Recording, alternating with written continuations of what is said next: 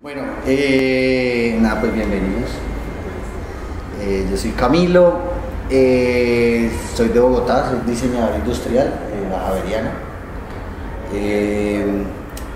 Y digamos que ahí pasó algo muy interesante en diseño industrial, y fue que junto a Gabriel Vanegas, Juan Mojica y un grupo pues de gente de la universidad, asumimos un reto, y ese reto fue tener una revista, y esa revista se llamaba El Newton, que era una revista de diseño, ciencia, arte y tecnología, era una revista digital, y entonces esa revista, digamos que es un gran referente para Camilo, porque me permitió empezar a salirme de la estructura clásica de diseño que me estaba dando la universidad, a mostrar un poco de posibilidades y conocer un poco de cosas que se salían de esa estructura de diseño. Por eso que te digo que nuestra columna vertebral era diseño, ciencia, arte y tecnología, y todos los cruces que quisieran, cruces posibles. Entonces, gracias a eso pues conocimos a muchos artistas, gracias a eso participamos en el Festival de la Imagen, gracias a esas investigaciones nos acercábamos a entender, ¿no es cierto?, esto del arte digital. Entonces, claro, eso, imagínate, en la universidad, unos profesores enseñando el exprimidor de Philip Stark, y nosotros viendo por allá a Stellar con su tercer brazo, y bueno, entonces era como mezclar eso que estaba dando la academia y una investigación. Entonces, bueno, ahí realmente, digamos que entendí un poco como todas esas raíces y esas ramas, más bien, que salían, digamos, de la academia, pero lograr entender eso. Entonces esto era un ejercicio editorial, nos hacíamos una pregunta y a partir de esa pregunta respondíamos desde todos los frentes, ¿no? Desde el arte, desde el diseño, desde la tecnología, bla, bla, bla. Y este es el resumen de las primeras 5 revistas, ¿no? Que se llama El Newton en 241 palabras, y cada artículo tiene 241 palabras. Y después sacamos otras 5 más, bueno. Pero creo que este es como un poco el inicio, ¿no? Entender diseño y romper un poco ese... Era una iniciativa de estudiantes. De estudiantes. No hubiera docente, ni Roberto estaba moviendo el tema. No mucho, no, ahí había como un apoyo más, qué sé yo, como intelectual, pero también estábamos en el momento en que internet estaba iniciando. Entonces estos eran 5 frikis que tenían una página, una revista en internet, pero pues eso no iba a tener ningún impacto, ¿no? Claro. Y fue también como un ejercicio de resistencia. La verdad, digamos, las iniciativas que nos apoyaron mucho fue el Festival de la Imagen, Felipe César, y tuvimos contacto con Roger Malina, con el que también generábamos intercambios, la Universidad Tadeo, bueno. Sí, creo que era un proyecto en destiempo, ¿no es cierto? Pero que fue finalmente muy inspirador, creo que para mucha gente en Bogotá y para nosotros mismos.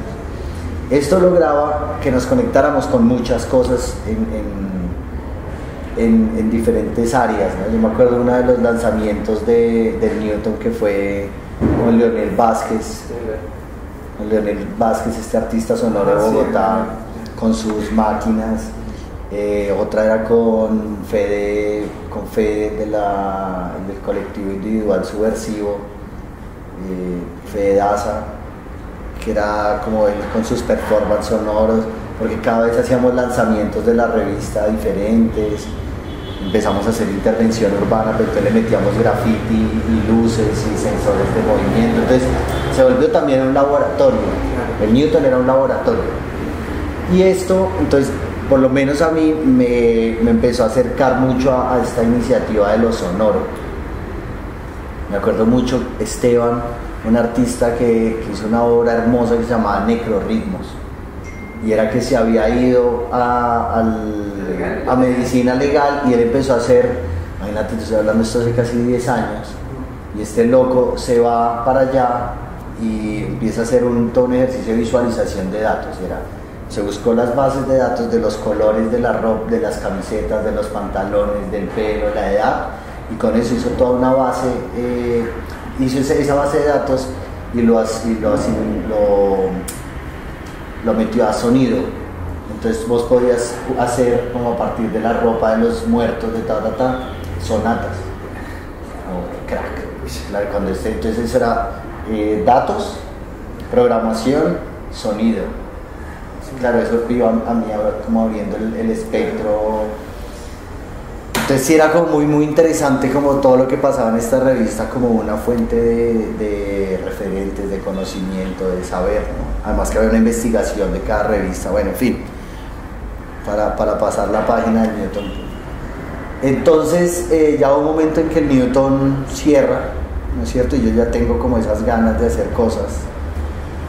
Y una de esas cosas siempre había tenido como la cosita del sonido, pero pues yo claramente no soy músico y tengo otras afinidades con lo sonoro. Me acuerdo que iba en un bus y se subió un músico de la calle y empezó a cantar y nadie le dio plata y se bajó como fue puta, toma. Y yo me quedé pensando en este man como este man de qué, o sea, esa música, o sea, este man acá es su tarima, es su lugar de trabajo, o sea, como que él, para lo que para mí es un transporte, para él es su gran escenario, es como que, ¿y qué está pasando con toda esta producción sonora? ¿Qué está pasando ahí? ¿Quiénes son estos manes? Y ahí salió Cartografía Sonora. Me acuerdo que me fui a almorzar un día con Roberto. Roberto García. Roberto García.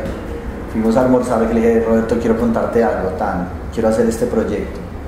Me acuerdo que me dijo, parce, es una muy bonita investigación, yo no sé si sea un buen producto sonoro, pero hágalo. Yo quería encontrar el movimiento sonoro informal. Me acuerdo que César López lo había hecho con Visibles e Invisibles, él lo hacía más en una escala de volver los músicos, ¿no? De reality. Lo mío más era un ejercicio de archivo y de entender otra manera de navegar la ciudad a partir de sus músicos. Entonces lo que hice fue empezar a recolectar y a caminar y a conocer Bogotá y a conocer las ciudades de otra manera a partir del sonido, a partir de lo sonoro, de buscar esos músicos. De buscar músicos de la calle, así, sencillo. Me iba con mi grabadorcita, no tenía micrófonos en ese entonces, y eran unos videos muy básicos, pues unas cosas muy artesanales también, ¿no es cierto? Que lo hacía también muy bonito en ese momento. Monté una plataforma web basada en ese entonces en Google Maps. La enseñó a montar un amigo, Nicolás Ortega, de Bogotá, de Negro Robot, un programador de allá, y era muy chistoso pues porque era como a unas cosas que le había hecho como el kit en la universidad, diseño de web, edición de video, que yo decía que no quería martillar, sin saber por qué martillaba, fue meterme pues bueno, ¿qué pasa? Ahora tiene que empezar a editar, ¿no? Y esta idea de cartografía sonora se empezó a sonar en muchos lados. Fue un proyecto que lo invitaron a Ecuador, que lo invitaron a Manizales, que lo invitaron a Medellín, y empecé a hacer se volvió como mi mochila, mi excusa, que era ir a buscar músicos en la calle, y a partir de ese ejercicio de escucha, de buscar, empezaron a surgir más cosas, ¿no? Pero ¿tú qué hacías con eso? ¿Lo montaste en la plataforma o montabas los archivos? Es una plataforma digital que la página de cartografiasonoras.org. Había un mapa digital y tú navegabas las ciudades sobre una cosa colaborativa. Entonces amigos de China, de Argentina, de Chile, de Estados Unidos me mandaban los archivos de músicos, ¿no es cierto? Entonces eran audios, videos, fotos y textos. ¿Y ya no estabas? No, yo la tumbé. No sé, un momento en que ya dije como ya quiero acabar este proyecto. Se estaba volviendo una cosa muy eterna. Músicos están todos los días cantando, moliendo café en todos los buses del mundo. Entonces también ya estaba como colapsando un poco y bueno. ¿Y sostenerla es complicado? No tanto, no, sabes que no era tan complejo. Entonces, bueno, la página, el proyecto como proyecto digamos que se acabó. Les cuento esta historia que es la larga, ¿sí? Porque ese fue mi acercamiento pues a los sonoros, claro. Y era entender esos músicos, ¿no? Esa producción sonora de la calle. Acá hay algunos, otros se refundieron. Y claro, la plataforma era un mapa. Entonces tú hacías clic en el mapa donde yo me encontraba el músico, abría, era la foto de ellos y el link al video. ¿Qué pasó? Yo grababa con una cámara así, no tenía micrófonos porque no era un ejercicio, digamos, aunque era cartografía sonora, hacía un take total de la exploración de la ciudad a partir de su sonido. Empezar a navegar la ciudad buscando estos manos, me puse a escuchar otras cosas. Empecé a escuchar otras cosas, me di la oportunidad de escuchar otra ciudad, de escuchar la ciudad. Entonces, ya después no salí a buscar música, sino a buscar sonidos de la calle. Entonces ahí digamos que empezó esa conexión con el mal llamado pues, paisaje sonoro, ¿sí? Y empezar a grabar la ciudad, y empezar a documentar los lugares donde viajaba a partir del sonido. Entonces yo decía que yo no traía fotos, sino que traía sonidos para la gente, ¿no? Entonces digamos que eso fue Cartografías del Azar, cartografías sonoras, y eso hizo dos cosas: uno, empezar a escuchar la ciudad de otra manera, darme la oportunidad de escuchar la ciudad y que la ciudad se volviera un laboratorio de acción. Entonces, y además teniendo siempre como, gracias a Newton nuevamente, esta pregunta por resolver de los nuevos medios, o de los medios, ¿no? De esa época del internet maravilloso, que prometía una red, ¿no? Que prometía que nos íbamos a conocer todos, de la falsa promesa de internet. Entonces ya empezaron a salir proyectos como estos, porque ya no era solo los sonoros, sino que también ya empecé a trabajar con el mapa, con la ciudad como plataforma. Entonces es un proyecto que hicimos para Lapsus Lab, que se llamaba Cartografías Metropolitanas, con la gente de arquitectura. ¿Sigue siendo ahí en Bogotá? No, esto es acá un ejercicio entre Moravia y la Comuna 13. ¿Pero tú ya interviniste para Bogotá? No, yo... Cartografías sonoras permitía que estuviera en varios frentes, ¿no? Esto fue usar QR codes para poner libros libres en diferentes lugares. Entonces ese era un proyecto como de hackear la feria del libro. Sí. Entonces básicamente lo que hacía era construir esos códigos QR y la gente le tomaba una foto, y lo que hacía era en la feria del libro no comprar libros sino descargarlos. Entonces eso era como, entonces se volvió un proyecto que se llamaba La Librería, era como, bueno, en fin. Otra cosa que digamos me empezó con esto de la escucha fue hacer este proyecto que se llamaba Cartografías del Azar, y básicamente era una metodología que era unos dados, ¿cierto? Y esos dados lo que yo hacía era que les daba un valor para perderme por las ciudades, ¿no es cierto? Entonces son estos daditos que siempre van en la maleta, esa maleta siempre tiene ese par de dados, es como un ejercicio que se puede hacer en cualquier lugar. Y esto lo que me permitía era hacer recorridos azarosos, donde mapeaba, donde dibujaba, donde conocía otros lugares de las ciudades, a partir de eso, de un simple dado, ¿entiendes? Entonces estos eran los lugares donde yo lanzaba, y cada lugar de esos me permitía hacer una actividad sonora, digamos. Entonces esto era otra manera de experimentar la ciudad y experimentar el sonido de la ciudad. Entonces grabábamos en cada uno de esos lugares. ¿Empezaste a trabajar eso en 2011 o sí, 2011. Este trabajo, perdón, es 2008, ¿no? Sí.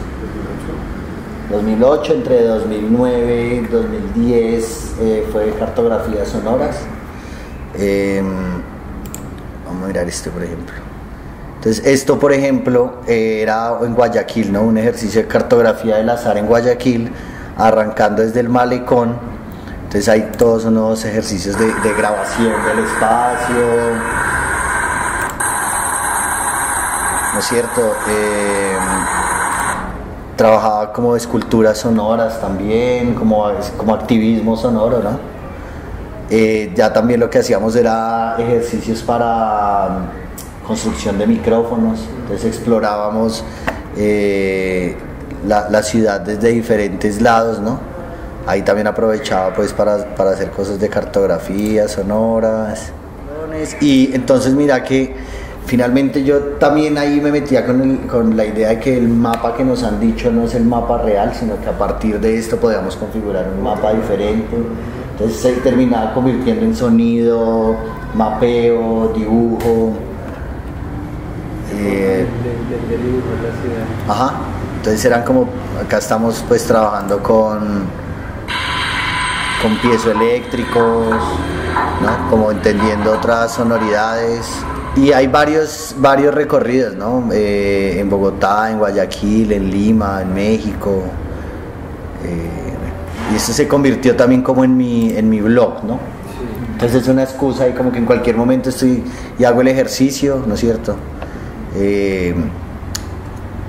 Bueno, esto es, ¿no? Acá están como los recorridos que se han hecho, supuestamente hay un mapa, la verdad no he sido muy juicioso con lo del mapa. Bueno, entonces eso digamos que ha sido cartografías del azar.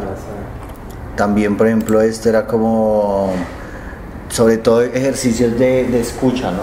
Esto fue con unos estudiantes de la UDA en una residencia que tuve en Casa Tres Patios, y era hacer un ejercicio de partitura en la estación de trenes de Bello.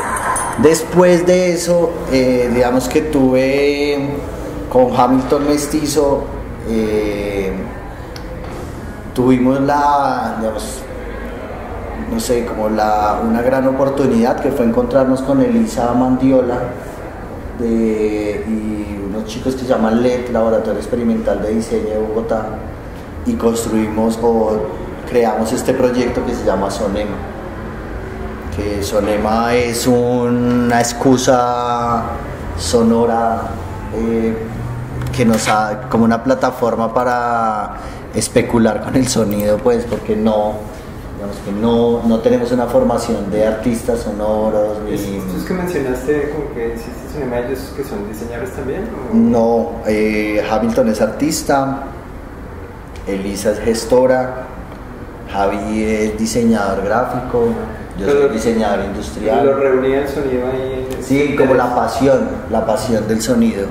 Entonces, bueno, con Sonema hemos hecho 10.000 cosas. Ahorita les voy a hablar más de Sonema. ¿Eso siguió siendo en 2011? Sí. Sonema es 2011, sí. Después también me meto mucho con la idea de los laboratorios, y surge el Lab sur Lab, después surge un proyecto que se llama Cooperaciones, y eso nos acerca mucho a diferentes prácticas experimentales donde el circuit bending siempre ha tenido como un protagonismo, ¿no es cierto? ¿Eso fue en Bogotá? Acá. Eso fue ya acá. En Medellín. ¿Cuándo te vienes tú para...? En 2012, creo. 2012. Cuando llegas acá...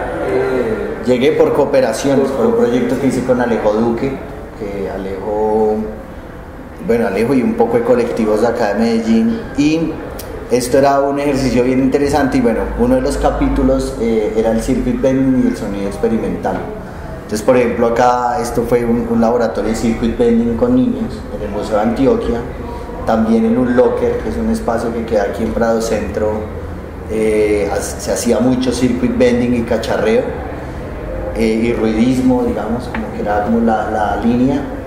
Ahí tuvimos la oportunidad de traer a Blacks de Oaxaca con su proyecto de la Warscape Sonata, que era sonatas que hacía a partir de capturar sonidos de la narcoguerra, y con esto hacía un poco de piezas, sonatas. Todo esto son exploraciones sonoras. Esto, por ejemplo, fue una cosa que hicimos con Chinowski, sí, que es del sueño de Tesla, de Málaga, y con él hicimos una convocatoria Y era como, bueno, en los primeros de mayo, ¿qué pasa? Siempre hay pedrea, marchas.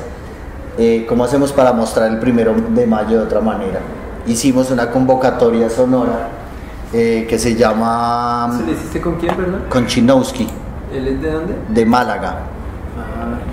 Y se llama Ruidos del Trabajo y Sonidos de la Resistencia.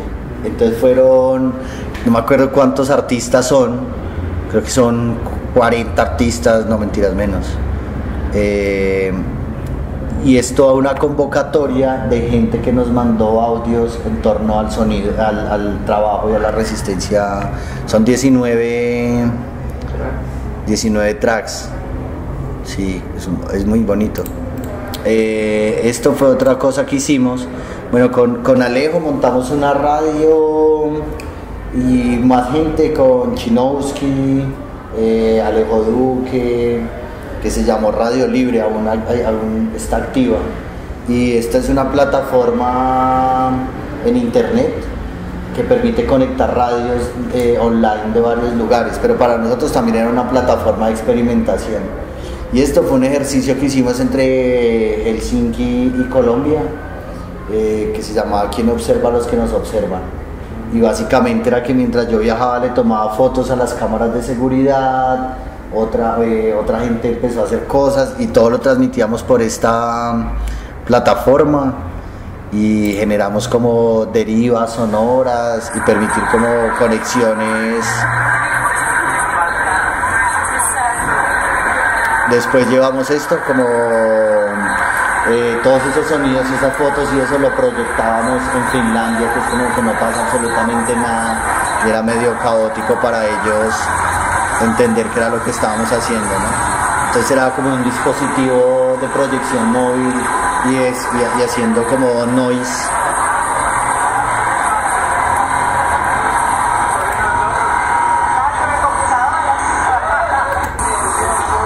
Y además Constanza Piña, esta artista chilena, lo que hacía era que hizo un laboratorio de construcción de cámaras de seguridad en cartón. Entonces íbamos caminando la ciudad y pegando falsas cámaras de seguridad, ¿no? Entonces bueno, y esto todo era como, y aún usamos mucho esta... ¿Ese trabajo ya era con Sonema? Sonema, Pixelate, Radio Libre, Camilo, pues como que siempre ha sido esta idea de mutar entre lugares, ¿no?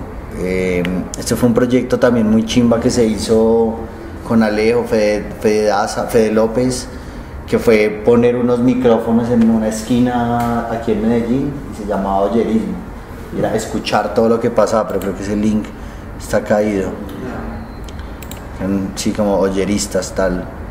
Entonces, bueno, estas son como las compilaciones que hago yo de los lugares donde viajo, ¿cierto? Que son compilaciones de paisajes sonoros de varios lugares. Entonces esto es Amazonas, hay varios. ¿Qué capturas tú? ¿Qué equipos manejas hoy día? Tengo una Zoom, tengo un par de unidireccionales, tengo micrófonos muy baratos, tengo piezoeléctricos, tengo hidrófonos caseros. Hay como varias estrategias, ¿no? Entonces, bueno, aquí hay varios. Es una cosa que estoy intentando hacer y es que me camuflo. Vi una película que se llamaba Metal y Melancolía peruana, de los taxistas. Entonces lo que hago es que tengo una grabadora de periodista y grabo las conversaciones con los taxistas, ¿no? Y estoy sacando como una compilación de las grabaciones con ellos, ¿no? Entonces esto es en Perú. Y se ha vuelto como la cotidianidad también, ¿sabes? Como que...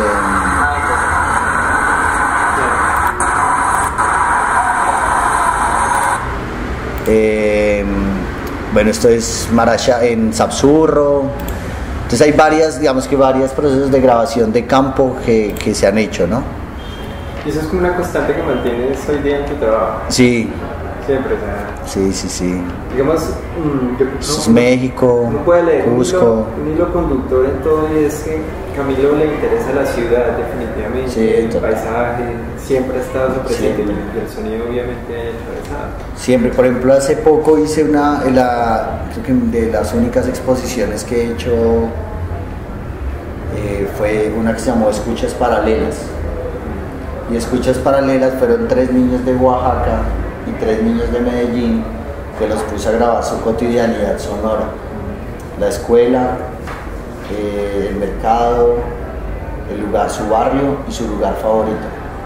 Y con su par de Oaxaca que no se conocían, se mandaron los sonidos.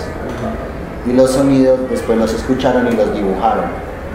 Y fue una instalación donde tú ibas pasando de Oaxaca a Medellín. Lo hice con Blacks.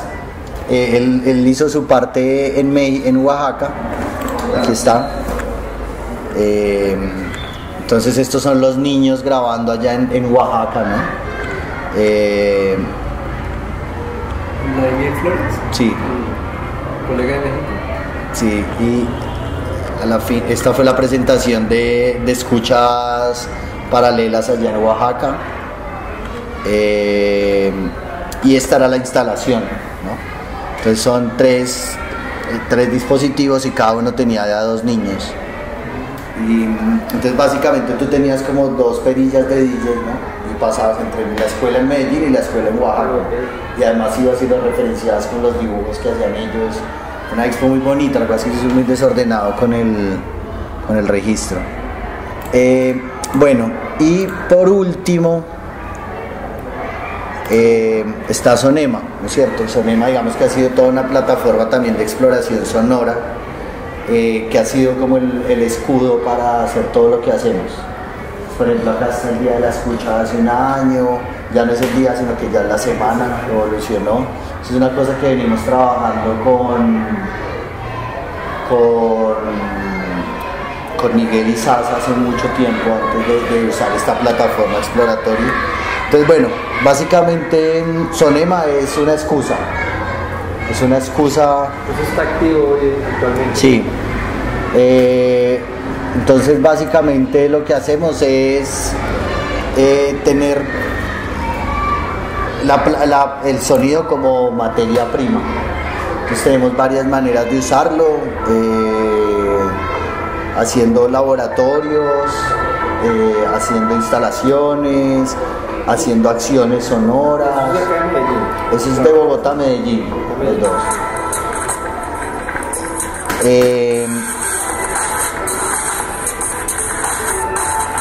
Son Draudios, Campaneros, ahí está Leonel Vázquez. Bueno. ¿Leonel Vázquez hace parte de...? Sí.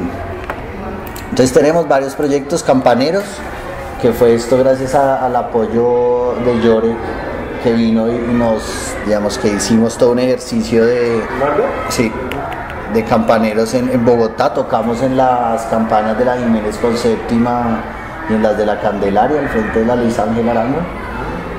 Una sonata, pues un concierto para campanas. Se hizo este otro proyecto, que esto lo hizo un artista que se llama Julio... no me acuerdo. Bueno, este man, Julio, no creo que se llama. Básicamente lo que hicieron fue capturar unas sonoridades de la misma iglesia, y con esto siempre trabajamos mucho con liberar los sonidos y que se nos devuelvan en remix. Hicieron todo un remix que se llama Sonius Solivarum, y son remix de sonidos de campana de varios artistas sonoros de Bogotá. Muy bonito. Este es otra de las cosas importantes para Sonema, son los laboratorios de sonido. Entonces, este fue el primero que hicimos. ¿Es más como de enfoque pedagógico? Y de creación. Este fue el primero. Entonces era un encuentro de cartografía y experimentación sonora. Traímos a Carlos Suárez, que es este artista venezolano, bueno, que vive en España, que es un teso. Entonces con él, por ejemplo, hicimos ejercicios de escucha. Él trabajó en este mapa en Escoitar. En Escoitar trabajó él. Que fueron estos manes que recolectaron, ¿saben? De Escoitar. Escoitar fue una plataforma de manes de grabación, de experimentación sonora. Hace poco son muy importantes, pero el año pasado tuvieron una mayor importancia y fue porque todo su banco sonoro, 7 años de grabación de campo, dijeron, parce, no tenemos cómo sostener este archivo. Cada vez que ustedes se metan a escuchar un audio, se va a borrar. Y como marica, entonces uno escuchaba una canción, un paisaje, una grabación, y se eliminaba directamente de sus servidores. ¿De dónde eran? Escoitar son españoles. Entonces mira, estos son como ejercicios que hacíamos 2011. En Bogotá fue esto, de exploración sonora, ¿no?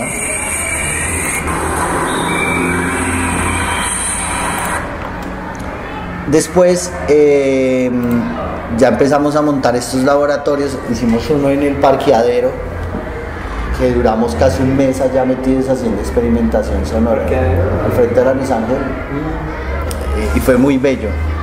Estos son como, bueno, por acá están todos los registros, hicimos unas grabaciones, estos los pueden usar todo, y esto por ejemplo hay una conversación muy chimba, Ana Romano, Sonido, Memoria y Ciudad, Ana Romano y Mauricio Bejarano. Muy buena conferencia, muy buena conferencia. Conciertos de Andrés Gualdrón, Sistema Poliedro, Sonido, Memoria y Ciudad, Carlos. Este es un chico de México muy teso, Emilio, que tiene archivosonoro.mx, que es mera página. Gabriela también nos mostraron su proyecto archivosonoro.org. Radio Pachone, Pepe Plata estuvo hablando también. Bueno, y aquí pasan varias cosas, ¿no? En Sonema Lab. Y después tenemos otro Sonema que ya lo que hacemos es invitar a una persona de España. En este caso vino Chinowski, del Sueño de Tesla. Él viene a hacer unas acciones sonoras, y lo que hacemos es que convocamos a 3 proyectos, ¿cierto? Entonces esos 3 proyectos básicamente tienen que desarrollarse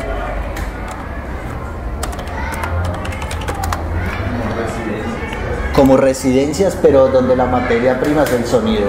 Entonces salen proyectos como este, por ejemplo, de Carlos Guzmán, que es proyecto 241-5017. Ese era el teléfono del Palacio de Justicia. Y cogimos los audios del Palacio de Justicia, hackeamos un teléfono de la época. ¿Cómo consiguieron ese sonido? Este chico, Carlos Guzmán, los consiguió. Entonces básicamente aquí lo que hacemos es un laboratorio de prototipado sonoro. Desde Hamilton se hackea el teléfono, y el teléfono se instala al frente del Palacio de Justicia, timbra cada cierto tiempo, la gente coge el teléfono y escucha las grabaciones de la gente pidiendo auxilio, explicando qué es lo que está pasando en el Palacio de Justicia. Entonces estos son proyectos que tienen otro rumbo desde lo sonoro. El sonido empieza a cobrar aplicación política,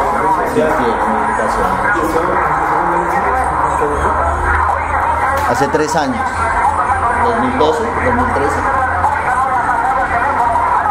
Y alrededor de ese Sonema Lab pasan más acciones, conciertos, instalaciones. Hay una instalación muy bella de este Sonema, que es esta, que la hace Leonel Vázquez. Este se llamaba Sonema Interferencias, se llamaba.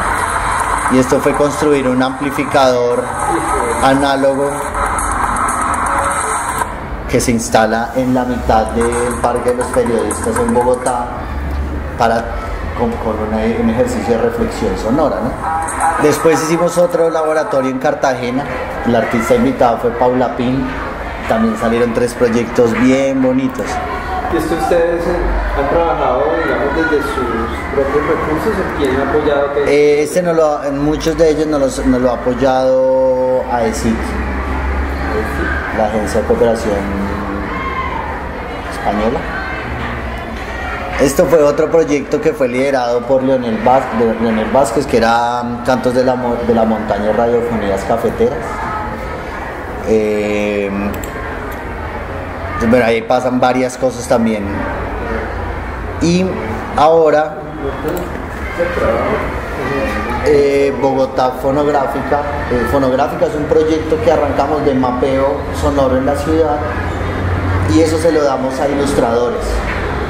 Y esto es un libro que es un libro de postales sonoras. Entonces básicamente lo que tenemos es varios puntos en Bogotá. Cada punto se lo dimos a un artista y ellos ilustran. No les decimos de dónde es el audio.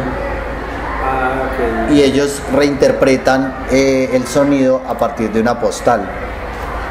Entonces no les decimos esto es la Plaza de Bolívar, esto es otra cosa, y ellos hacen una reinterpretación sonora de este proyecto. Se ha hecho en Cartagena, se ha hecho en Bogotá, y yo lo expuse. Acabo de llegar de Lima. Camilo, desde toda tu experiencia de estos casi 10 años, ¿cómo comprenderías el arte sonoro? Esa pregunta. Es que sí, para mí el sonido es como la arcilla, es una materia prima. Por ejemplo, en Bogotá nos pasaba que había gente muy purista, pues, y que nos decía: eso que ustedes están haciendo, están locos. Sí, y finalmente nosotros igual seguimos haciéndolo y hemos trabajado con muchas plataformas. Yo me he interesado en sí grabar en la ciudad, y a veces he hecho remix con los sonidos que hago, pero también me ha interesado el trabajo con radio, y también en algún momento estuve trabajando con radiofrecuencia, sin ser un radioaficionado ni un apasionado pues por los satélites. Lo que he logrado es entender que el sonido es una excusa. Y además hay una cosa para Camilo, pues, es que el sonido se ha convertido en una pasión. Entonces, a veces el sonido se vuelve mi lugar de escape de este escritorio, por ejemplo. Siento como, parce, qué pereza voy a ir a grabar a estos chinos que están aquí. Y se ha vuelto un lugar de escape y una excusa, sí, diferente al camello, pero acá, por ejemplo, hacen muchas cosas con sonido. Tengo un grupo de escucha que se hace los sábados. Hablemos ahora de eso. Se vuelve como la arcilla. Sí, hablemos de Camilo ya en Explora. Explora es que se llama esto, ¿verdad? Explora es eso. Ese es el exploratorio. ¿Cuándo llegas acá y cuál es el trabajo? Yo llegué por este librito que al que les decía de cooperación, este proyecto, y llegué por el amor. Y esto fue un proyecto tan bonito que hicimos con Leonel Vázquez también en la biblioteca, se llama Inver Sonoro, y fue construcción de historias sonoras con invidentes. Ese proyecto es brutal. Entonces hubo desde cómo construir las historias hasta hacer foley con ellos y grabar todas sus historias. Yo llegué por este proyecto, por Lapsus Lab, por cooperaciones, y entré a trabajar en una sala, en esta primera sala, que es una sala de plana comunicación, que se llama NC. Y de ahí empecé ya a meterme con la construcción del laboratorio. Hicimos otro proyecto que se llama Territorio Expandido, ahí está. Y ya después en la generación de este laboratorio, un taller público de experimentación para la ciudad. Pues la Semana de la Escucha arrancó con Miguel Izaza hace un tiempo, y me dijo: ve, ¿por qué no hacemos la Semana de la Escucha? Y lo hicimos en un lugar aquí en Prado Centro. Y eso se nos volvió una cosa anual, y entre los dos hemos montado el Día de la Escucha.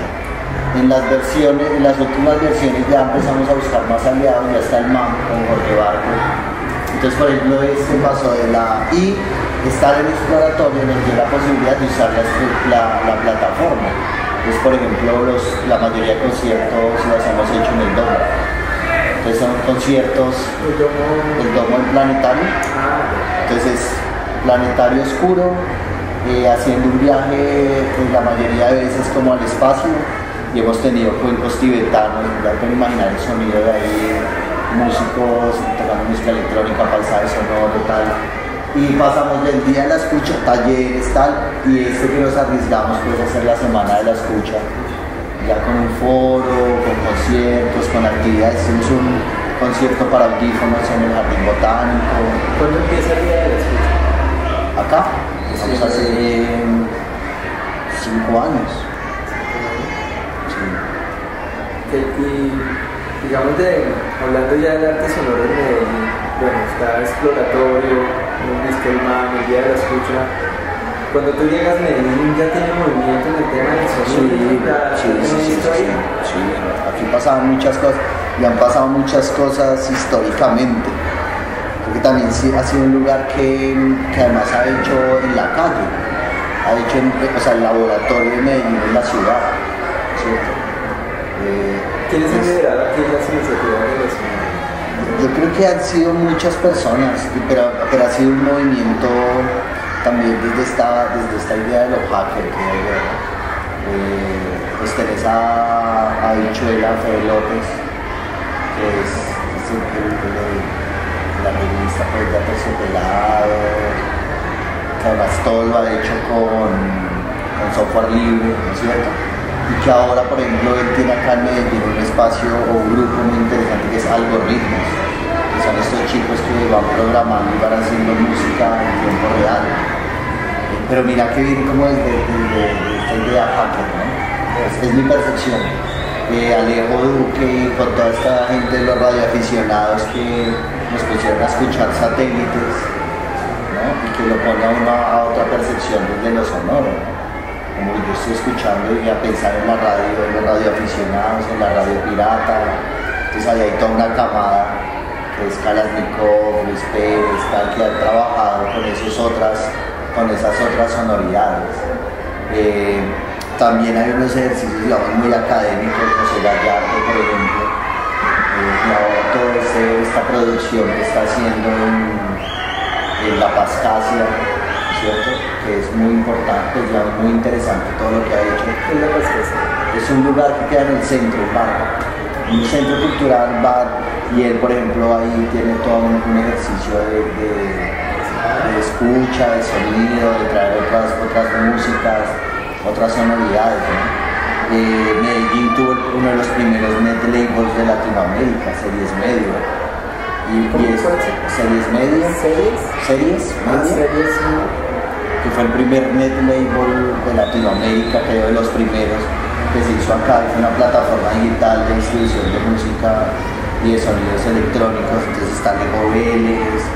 Hay un poco de parche aquí que empezó a hacer sonido y a ponernos a escuchar otras cosas. No solamente a Medellín, a Colombia, ¿no? Había también un ejercicio de la gestión de la música interesante, ¿no? Esto que hizo Martín Giraldo con la cápsula, que ahora está trabajando en REC, con todo este ejercicio de la gestión, que fue el que hizo ese encuentro de un convention acá en Medellín. Acá, por ejemplo, se hacían festivales, el Pixelazo, que era casi un Bogotrax, ¿no? Que se iban a las comunas, a las partes altas de las comunas a hacer laboratorios de sonido, como muy parecido a lo que estaba pasando en Bogotrax, en Bogotá, ¿no? Yo creo que acá hay como un entusiasmo, pero que va por otro lado, no tan académico, digamos, es lo que yo conozco. Desde la universidad no has... ¿Qué pasa en Bogotá? Desde la universidad conozco varias iniciativas, sobre todo la del ITN, el Instituto Tecnológico de Medellín. El mismo Switch, por ejemplo, es una cosa bien interesante, y es esto que lo hace Paula Vélez. ¿El Switch es lo que hay el sábado? Sí. ¿No es de acá de Exploratorio? No, lleva 100, ha rotado por toda la ciudad, y básicamente lo que ha hecho el Switch es una plataforma para bandas emergentes. y ha empezado a mutar entre diferentes personas que lo coordinan y ha pasado por todos los escenarios, el Museo de Arte Moderno, las universidades, bares, y ahora le tocó exploratorio, entonces aquí estamos con ellos apoyando el switch. Pero venimos trabajando con el switch de Cabrino. Ok, y digamos es un encuentro como de bandas en términos generales de todo. Sí, bandas emergentes, entonces ellos tienen unas maneras de seleccionarlo, pero viene electrónica, punk, de todo. Y ha sido muy chévere porque es una muestra de lo no convencional. ¿Y eso es acá? Lo hacemos en la terraza. Aquí, pero es entrada libre. Entrada libre. Entonces, bueno, yo creo que Medellín tiene como unas... sí ha permitido otras escuchas, tal vez. Digamos que Bogotá a mí todavía me parece una cosa... es como que tiene unos escenarios de exploración muy amplios, ¿no es cierto? Justo en estos días estaba hablando con Rafa, bueno, y aquí está, ahorita está, por ejemplo, hay un movimiento, Rafa y Dani, que están en Barcelona, que están haciendo el sintetizador, están haciendo un sintetizador que se llama El Monstruo, y el sábado lo van a traer, sí, creo. Ya viene, mira, esto viene como ya de la programación, yo creo que hay una cosa muy desde lo hacker que ha influenciado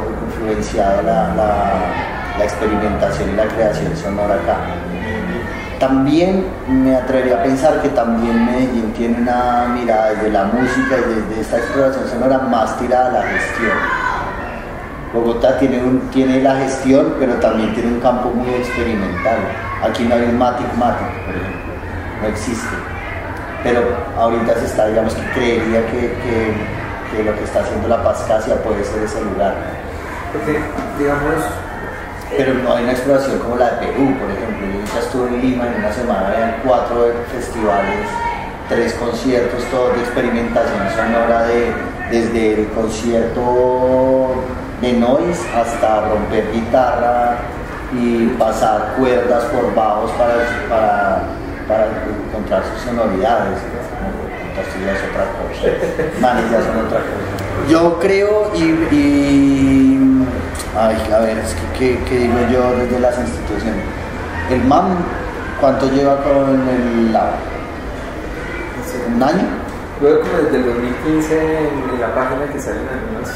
Sí, yo creo que lleva un par de años y está bien y me parece, o sea, creo que, a ver, no sé cómo decirlo, como que también es, creo que porque está Jorge ahí y le está dando un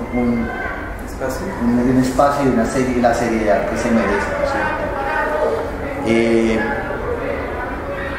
Entonces creo que es como una balanza, ¿no es cierto? Sí, tienes el MAM, pero no tienes un lugar no institucional donde eso pase. Matic, por ejemplo. Todavía estamos patinando mucho lo que sí, por eso digo, la lucha entre la gestión y la experimentación sonora.